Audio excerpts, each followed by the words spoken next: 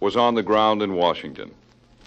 The sun was dazzling as it shone on the steps of the U.S. Capitol on January 20th, 1961, when Chief Justice Earl Warren administered the oath of office to the 35th President of the United States.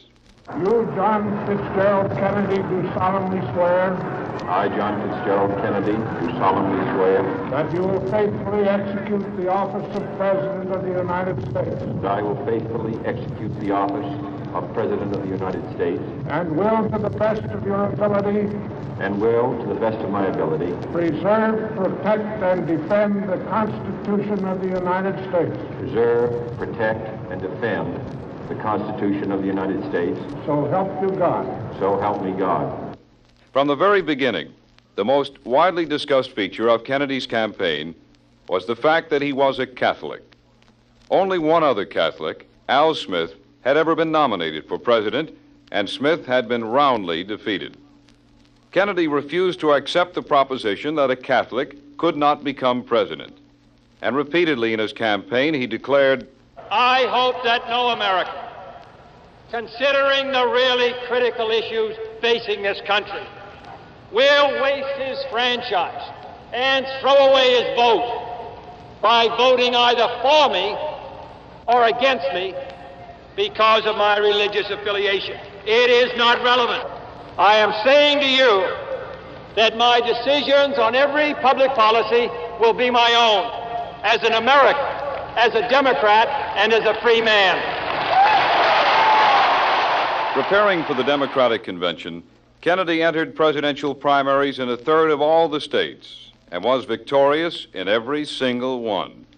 Nominated on the first ballot at Los Angeles, Kennedy's acceptance speech set the guiding theme of his national leadership. We stand today on the edge of a new frontier, the frontier of the 1960s, the frontier of unknown opportunities and perils, the frontier of unfilled hopes and unfilled threats.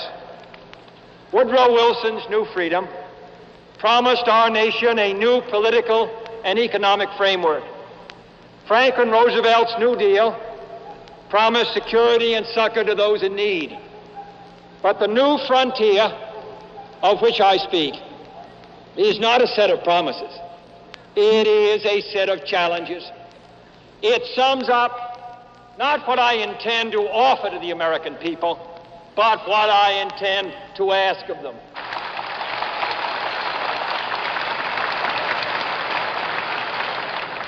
It appeals to our pride, not our security.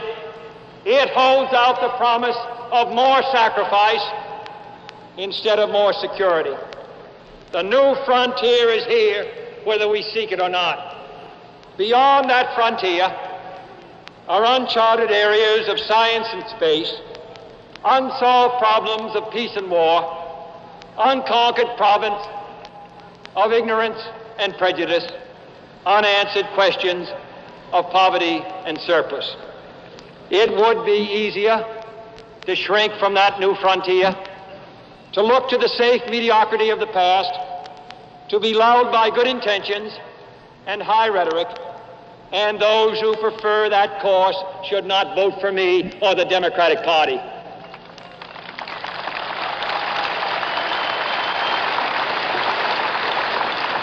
But I believe that the times require imagination and courage and perseverance. I'm asking each of you to be pioneers towards that new frontier. My call is to the young in heart, regardless of age, to the stout in spirit, regardless of party, to all who respond to the scriptural call, be strong and of good courage, be not afraid, neither be dismayed. For courage, not complacency, is our need today.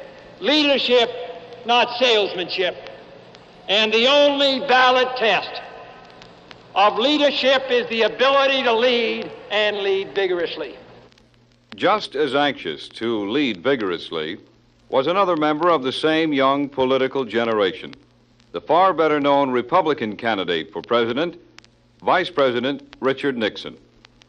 Nixon was originally considered a slight favorite in the race, but in the summer of 1960, the Eisenhower administration, and hence Nixon, lost considerable prestige as a result of the U-2 incident and a sudden rise in Cold War tension.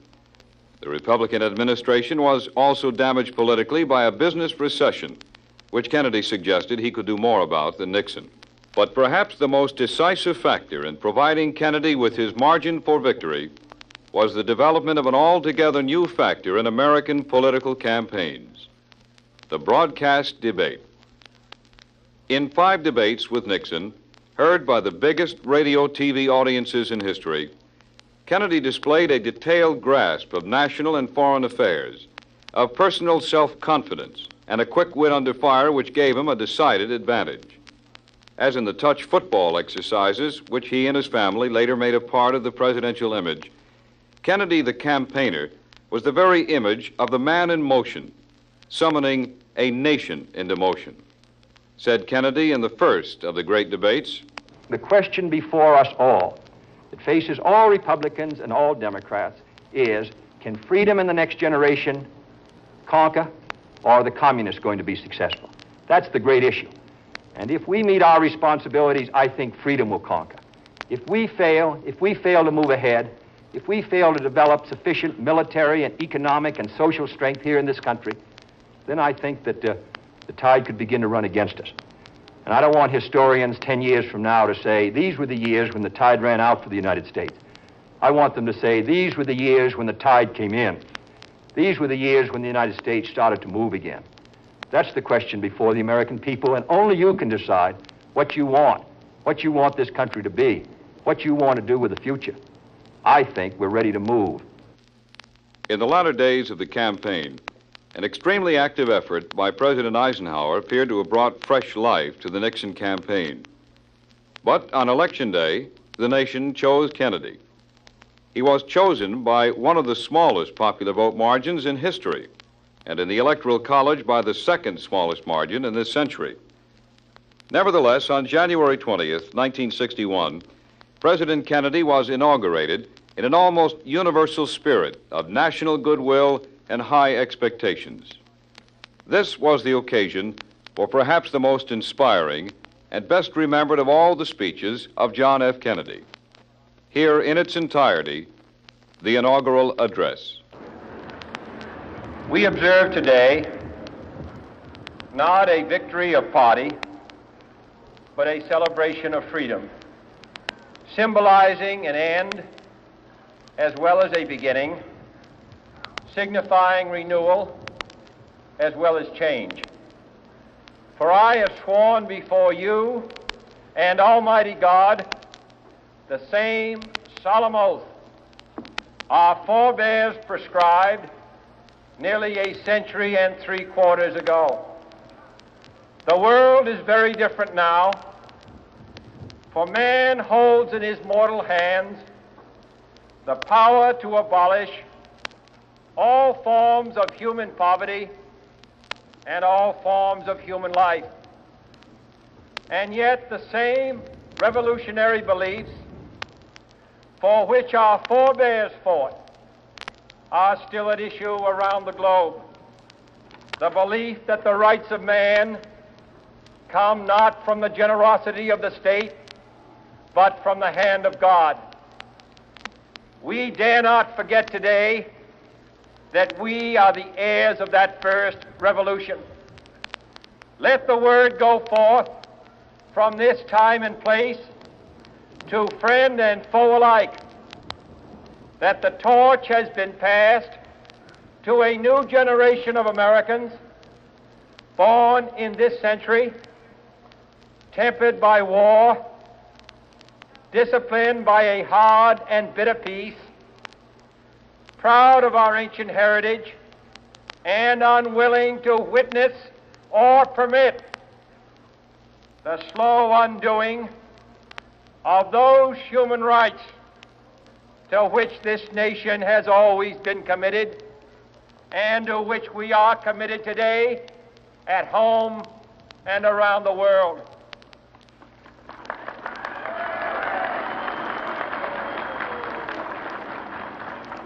let every nation know, whether it wishes us well or ill, that we shall pay any price, bear any burden, meet any hardship, support any friend, oppose any foe to assure the survival and the success of liberty.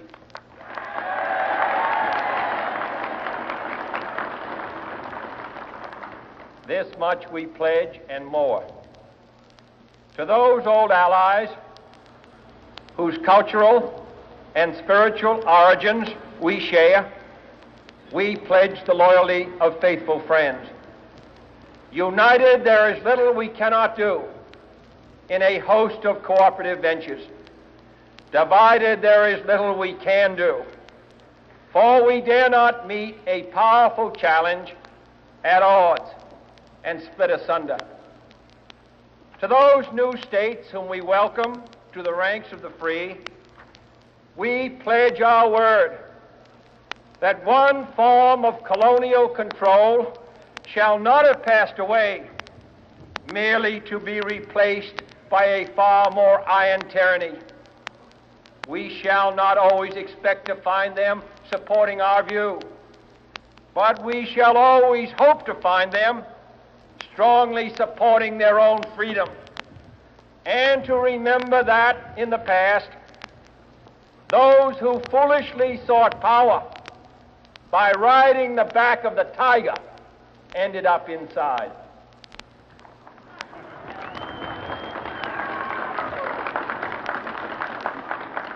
To those people in the huts and villages of half the globe struggling to break the bonds of mass misery, we pledge our best efforts to help them help themselves for whatever period is required, not because the communists may be doing it, not because we seek their votes, but because it is right.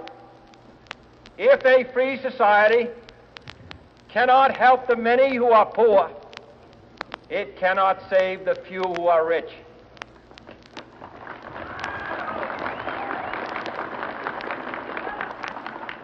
To our sister republics south of our border, we offer a special pledge to convert our good words into good deeds, in a new alliance for progress, to assist free men and free governments in casting off the chains of poverty. But this peaceful revolution of hope cannot become the prey of hostile powers. Let all our neighbors know that we shall join with them to oppose aggression or subversion anywhere in the Americas. And let every other power know that this hemisphere intends to remain the master of its own house.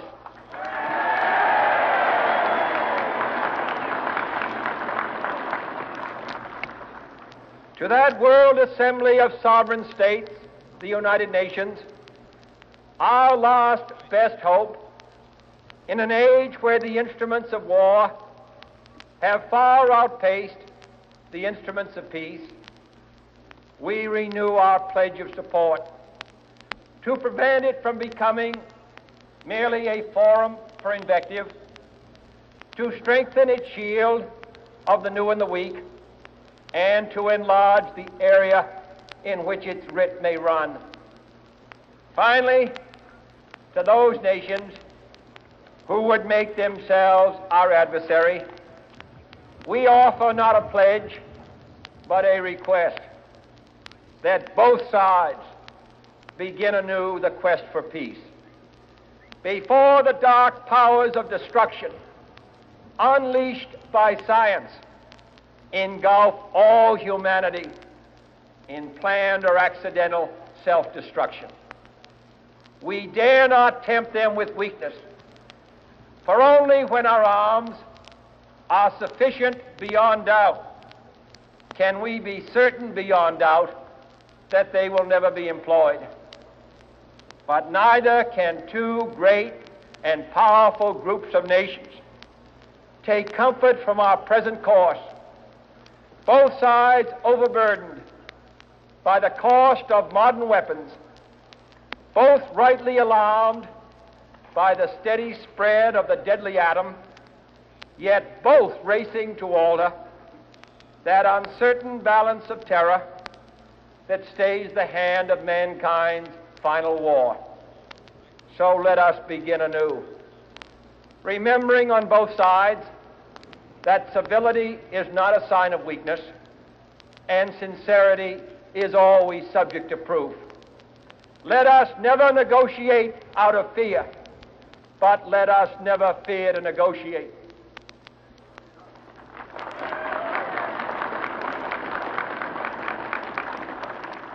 Let both sides explore what problems unite us, instead of belaboring those problems which divide us. Let both sides, for the first time, formulate serious and precise proposals for the inspection and control of arms, and bring the absolute power to destroy other nations under the absolute control of all nations.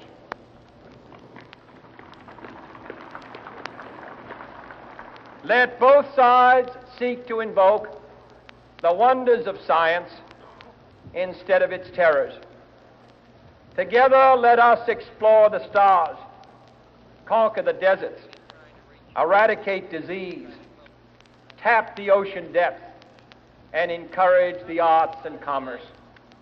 Let both sides unite to heed in all corners of the earth the command of Isaiah to undo the heavy burdens and let the oppressed go free. And if a beachhead of cooperation may push back the jungle of suspicion, let both sides join in creating a new endeavor, not a new balance of power, but a new world of law, where the strong are just and the weak secure and the peace preserved. All this will not be finished in the first 100 days, nor will it be finished in the first 1,000 days, nor in the life of this administration, nor even perhaps in our lifetime on this planet. But let us begin.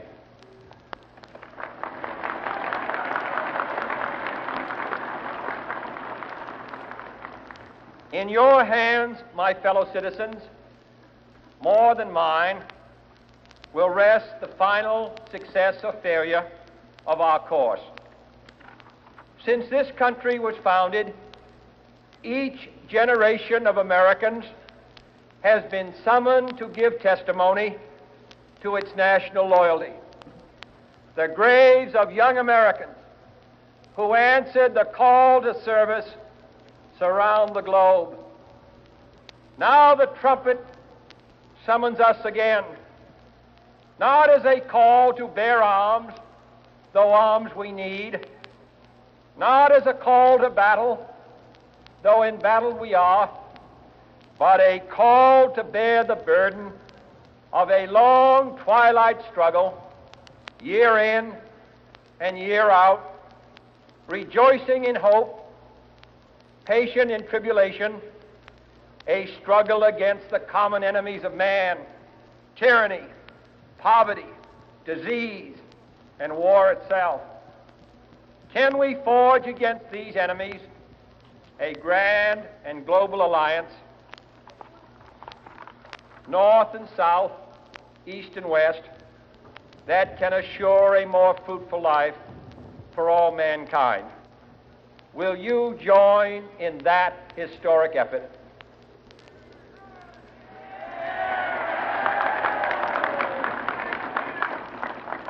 In the long history of the world, only a few generations have been granted the role of defending freedom in its hour of maximum danger. I do not shrink from this responsibility. I welcome it.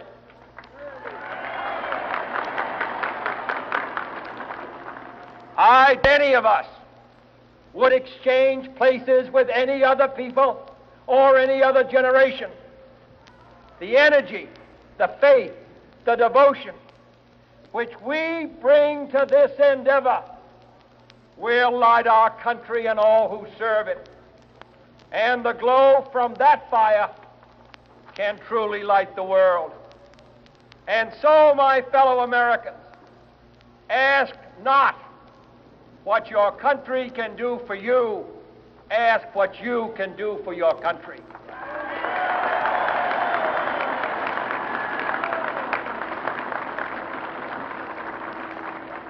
My fellow citizens of the world, ask not what America will do for you, but what together we can do for the freedom of man.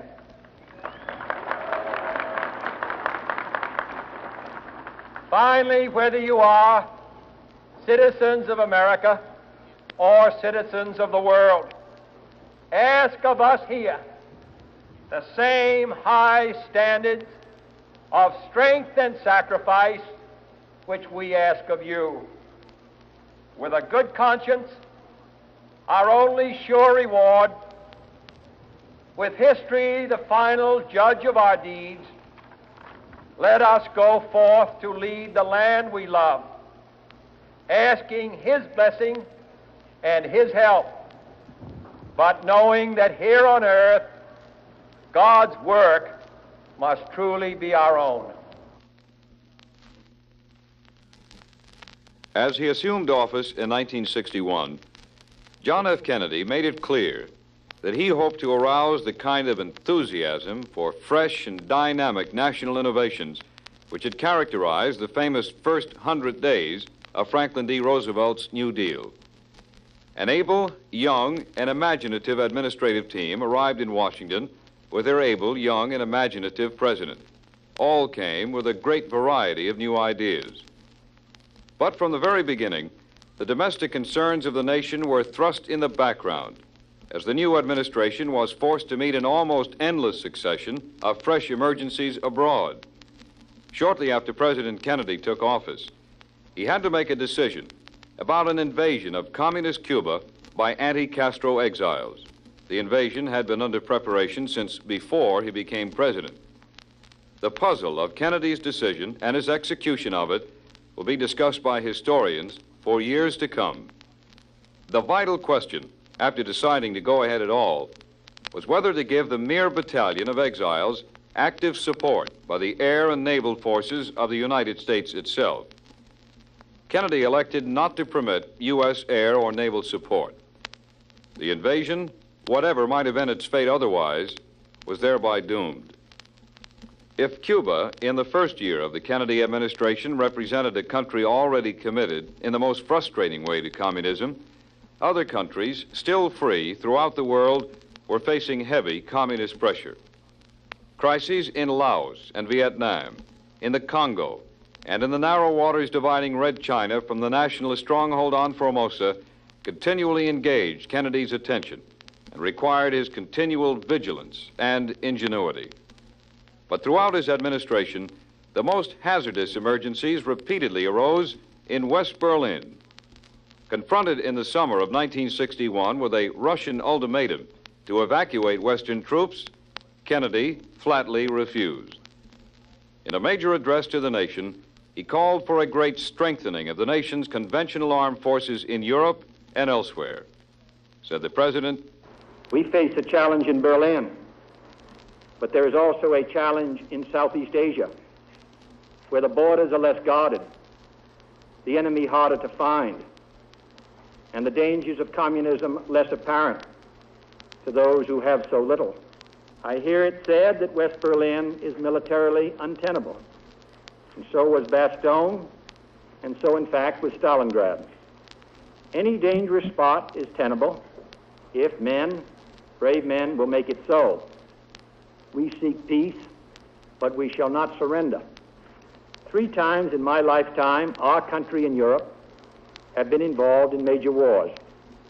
In each case, serious misjudgments were made on both sides of the intentions of others which brought about great devastation. Now, in the thermonuclear age, any misjudgment on either side about the intentions of the other could rain more devastation in several hours than has been wrought in all the wars of human history. I know that sometimes we get impatient. We wish for some immediate action that would end our perils. But I must tell you that there is no quick and easy solution. The communists control over 1 billion people, and they recognize that if we should falter, their success would be imminent. We must look to long days ahead, which, if we are courageous and persevering, can bring us what we all desire. In meeting my responsibilities in these coming months as president, I need your goodwill and your support, and above all, your prayers. Kennedy's firm stand on Berlin in the first year of office ended for the remainder of his administration any major effort by the Soviet Union to force the Western powers out of their sector of Berlin. In 1962, however, the communist regime in East Germany succeeded without any effective U.S. opposition in erecting a wall which sealed off West Berlin from the communist sector and became an international symbol of the closed communist society. Early that year, Kennedy found time to engage in a domestic struggle. Through considerable pressure on the nation's steel union, the president managed to secure a wage settlement with the major steel companies, which involved an unusually small increase in pay. It was part of a program urged by the president to restrain inflation and had been coupled with a long-standing plea by the president to the steel companies to keep their prices stable. The ink was hardly dry on the union contract when the president of U.S. Steel, followed quickly by most other steel executives, announced a major price increase. The following day at a news conference, the president delivered what is generally regarded as the angriest statement he ever made in office. Simultaneous and identical actions of United States Steel and other leading steel corporations increasing steel prices by some $6 a ton constitute a wholly unjustifiable and irresponsible defiance of the public interest. In this serious hour in our nation's history, at a time when restraint and sacrifice are being asked of every citizen, the American people will find it hard, as I do, to accept a situation in which a tiny handful of steel executives, whose pursuit of private power and profit exceeds their sense of public responsibility, can show such utter contempt for the interests of 185 million Americans. Within a week, the steel industry responded by rolling back the announced increases. The president's action led to a long period of tension between the White House and the business community, a tension which gradually eased, but never quite returned to what it had been before the President of the United States and the President of United States Steel had their historic confrontation. The fall of 1962 brought the greatest of all the confrontations of the Kennedy administration. In October, the president received certain proof that the Soviet Union had established bases for nuclear missiles in Cuba. Addressing the nation on this occasion, he announced a naval blockade of the island, forcing ships carrying Russian arms to Cuba to return, and implied strongly that the United States would bomb and, if necessary, invade Cuba unless the missiles were withdrawn. This was the somber conclusion of President Kennedy's address on the Cuban blockade. My fellow citizens, let no one doubt that this is a difficult and dangerous effort on which we have set out. No one can foresee precisely what course it will take, or what costs or casualties will be incurred. Many months of sacrifice and self-discipline lie ahead, months in which both our patience and our will be tested, months in which many threats and denunciations will keep us aware of our dangers. But the greatest danger of all would be to do nothing. The path we have chosen for the present is full of hazards, as all paths are. but it is the one most consistent with our character and courage as a nation and our commitments around the world. The cost of freedom is always high, but Americans have always paid it. And one path we shall never choose, and that is the path of surrender or submission. Our goal is not the victory of might, but the vindication of right. Not peace at the expense of freedom, but both peace and freedom here in this hemisphere, and we hope around the world. God willing, that goal will be achieved. After a great deal of confusion in Moscow and of equally obvious resentment in Havana, the Soviet Union finally complied with the major part of President Kennedy's demand. Surprisingly, perhaps, the Soviet-American showdown over Cuba led to a period of relatively relaxed tension in the Cold War, and 1963 was the first year in which domestic events suddenly took priority in the minds of most Americans and President Kennedy, their national leader. In Birmingham, Alabama, Negroes, aroused to an unprecedented peak by a century of racial discrimination, began a series of demonstrations against the local and state governments. The situation quickly reached riot proportions as the governments of Birmingham and Alabama tried to quell these demonstrations with force.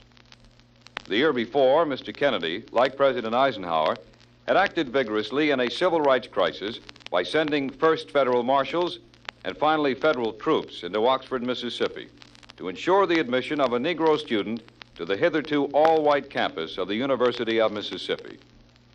As the campaign for the civil rights of Negro Americans reached national proportions, the president again used federal troops to force the integration of the University of Alabama. This was the occasion for perhaps his most important speech in office, a speech solemnly committing all the energies of the national government to the eradication of racial barriers in education, housing, jobs, and public places. It was the occasion, too, for the president to propose the strongest civil rights measure considered by Congress in nearly a century. Here in its entirety is that speech by President Kennedy. Following a series of threats and defiant statements, the presence of Alabama National Guardsmen was required on the University of Alabama to carry out the final and unequivocal order of the United States District Court of the Northern District of Alabama. That order called for the admission of two clearly qualified young Alabama residents who happened to have been born Negro. That they were admitted peacefully on the campus is due in good measure to the conduct of the students of the University of Alabama who met their responsibilities in a constructive way. I hope that every American, regardless of where he lives, will stop and examine his conscience about this and other related incidents. This nation was founded by men of many nations and backgrounds.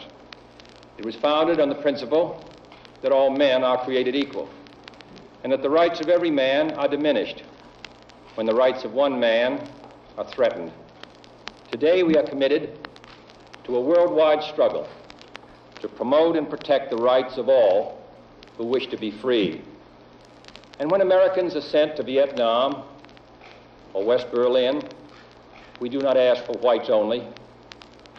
It ought to be possible, therefore, for American students of any color to attend any public institution they select without having to be backed up by troops. It ought to be possible for American consumers of any color to receive equal service in places of public accommodation, such as hotels and restaurants and theaters and retail stores, without being forced to resort to demonstrations in the street. And it ought to be possible for American citizens of any color to register and to vote in a free election without interference or fear of reprisal. It ought to be possible, in short, for every American to enjoy the privileges of being American without regard to his race or his color.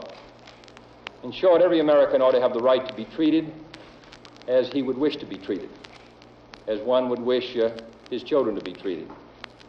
But this is not the case.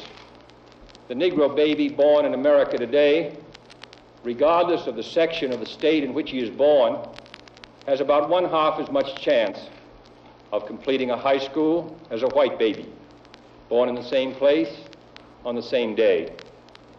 1/3 as much chance of completing college. 1/3 as much chance of becoming a professional man. Twice as much chance of becoming unemployed. About 1/7 as much chance of earning $10,000 a year. A life expectancy which is 7 years shorter, and the prospects of earning only half as much. This is not a sectional issue. Difficulties over segregation and discrimination exist in every city, in every state of the Union, producing in many cities a rising tide of discontent that threatens the public safety. Nor is this a partisan issue. In a time of domestic crisis, men of goodwill and generosity should be able to unite regardless of party or politics. This is not even a legal or legislative issue alone. It is better to settle these matters in the courts than on the streets, and new laws are needed at every level. But law alone cannot make men see right. We are confronted primarily with a moral issue. It is as old as the Scriptures and is as clear as the American Constitution. The heart of the question is whether all Americans are to be afforded equal rights and equal opportunities, whether we are going to treat our fellow Americans as we want to be treated. If an American, because his skin is dark, cannot eat lunch in a restaurant open to the public, if he cannot send his children to the best public school available, if he cannot vote for the public officials who represent him, if, in short, he cannot enjoy the full and free life which all of us want, then who among us would be content to have the color of his skin changed and stand in his place? Who among us would then be content with the counsels of patience and delay? 100 years of delay have passed since President Lincoln freed the slaves, yet their heirs, their grandsons, are not fully free. They are not yet freed from the bonds of injustice. They are not yet freed from social and economic oppression. And this nation, for all its hopes and all its boasts, will not be fully free until all its citizens are free. We preach freedom around the world, and we mean it. And we cherish our freedom here at home. But are we to say to the world, and much more importantly, to each other, that this is a land of the free, except for the Negroes, that we have no second-class citizens, except Negroes, that we have no class or caste system, no ghettos, no master race, except with respect to Negroes? Now the time has come for this nation to fulfill its promise. The events in Birmingham and elsewhere have so increased the cries for equality that no city or state or legislative body can prudently choose to ignore them.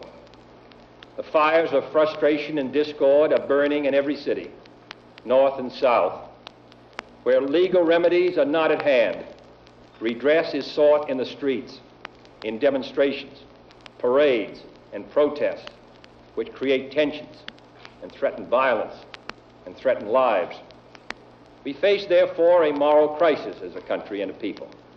It cannot be met by repressive police action. It cannot be left to increase demonstrations in the streets. It cannot be quieted by token moves or talk. It is a time to act in the Congress, in your state and local legislative body, and above all, in all of our daily lives. It is not enough to pin the blame on others, to say this is a problem of one section of the country or another, or deplore the facts that we face. A great change is at hand, and our task, our obligation, is to make that revolution, that change, peaceful and constructive for all. Those who do nothing are inviting shame as well as violence. Those who act boldly are recognizing right as well as reality. Next week, I shall ask the Congress of the United States to act, to make a commitment it has not fully made in this century to the proposition that race has no place in American life or law. The federal judiciary has upheld that proposition in a series of forthright cases.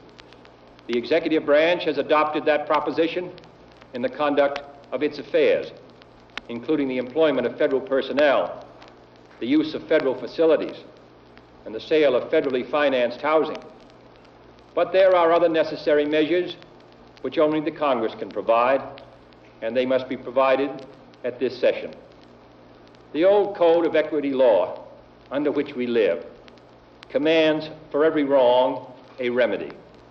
But in too many communities, in too many parts of the country, wrongs are inflicted on Negro citizens, and there are no remedies at law. Unless the Congress acts, their only remedy is the street. I am therefore asking the Congress to enact legislation giving all Americans the right to be served in facilities which are open to the public: hotels, restaurants, theaters, retail stores, and similar establishments. This seems to me to be an elementary right. Its denial is an arbitrary indignity that no American in 1963 should have to endure, but many do. I have recently met with scores of business leaders, urging them to take voluntary action to end this discrimination. And I've been encouraged by their response. And in the last 2 weeks, over 75 cities have seen progress made in desegregating these kinds of facilities. But many are unwilling to act alone. And for this reason, nationwide legislation is needed if we are to move this problem from the streets to the courts.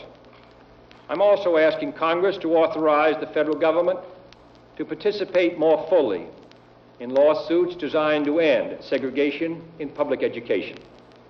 We have succeeded in persuading many districts to desegregate voluntarily. Dozens have admitted Negroes without violence. Today, a Negro is attending a state-supported institution in every one of our 50 states, but the pace is very slow. Too many Negro children entering segregated grade schools at the time of the Supreme Court's decision 9 years ago will enter segregated high schools this fall, having suffered a loss which can never be restored. The lack of an adequate education denies the Negro a chance to get a decent job. The orderly implementation of the Supreme Court decision, therefore, cannot be left solely to those who may not have the economic resources to carry the legal action, or who may be subject to harassment. Other features will be also requested, including greater protection for the right to vote. But legislation, I repeat, cannot solve this problem alone. It must be solved in the homes of every American, in every community across our country. In this respect, I want to pay tribute to those citizens north and south who've been working in their communities to make life better for all. They are acting not out of a sense of legal duty, but out of a sense of human decency. Like our soldiers and sailors in all parts of the world, they are meeting freedom's challenge on the firing line, and I salute them for their honor and their courage. My fellow Americans, this is a problem which faces us all, in every city of the North as well as the South. Today, there are Negroes unemployed 2 or 3 times as many compared to whites.